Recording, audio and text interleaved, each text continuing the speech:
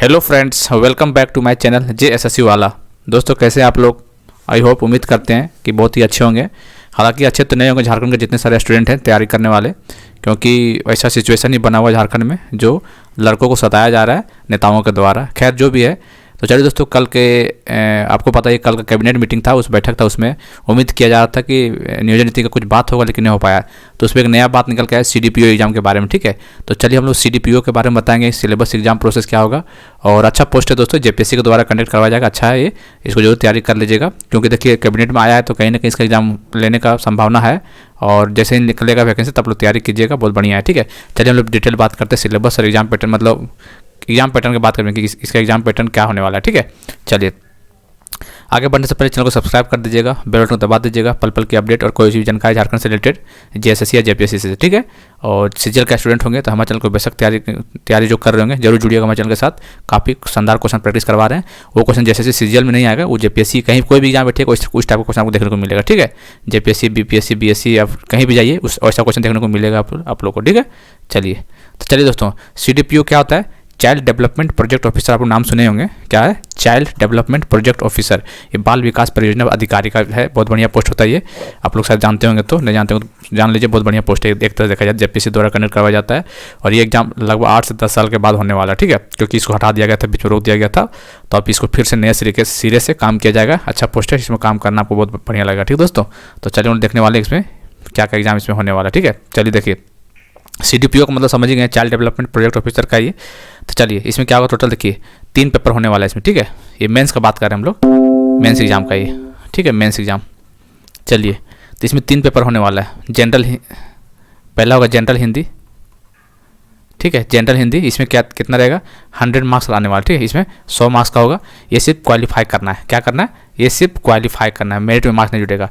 पहला पेपर होगा, ठीक है, जनरल हिंदी का 100 नंबर का है। इसमें आपको 30 नंबर लाना है, बस 30% इसको मार्क्स लाना है, 30% इसमें मार्क्स लाना है, बस क्वालिफाई करना है। ठीक है, ये जब आप क्वालिफाई किया तभी आपका अगला प्रोसेस चेकिंग होगा। ठीक है, तो आपको ध्यान में रखना है, इसको क्वालिफाई करना बहुत ज़रूरी है।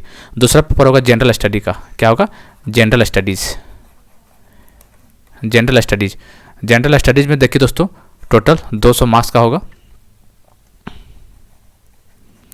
200 मार्क्स का होगा। इसमें भी 2 पेपर होगा। ठीक है, पेपर 1 और पेपर 2, 100 मार्क का। पेपर 1 100 होगा और पेपर 2 100 मार्क्स का होगा।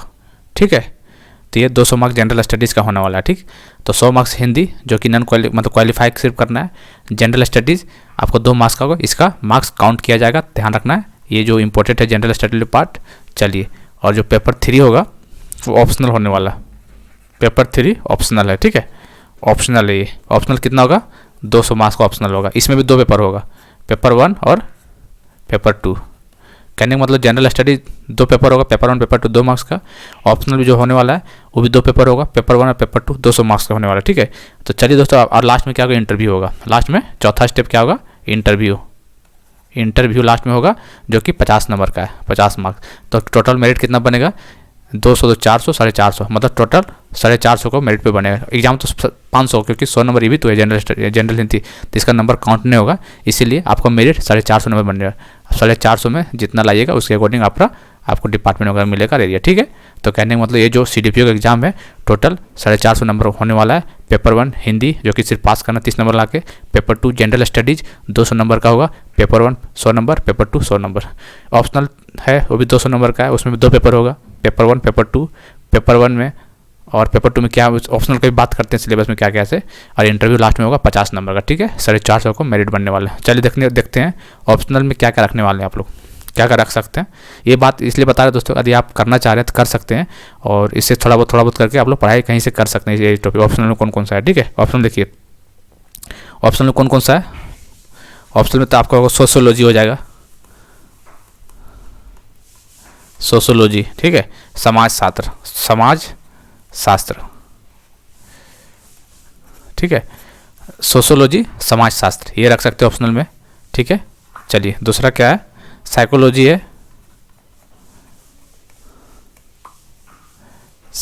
है, मानव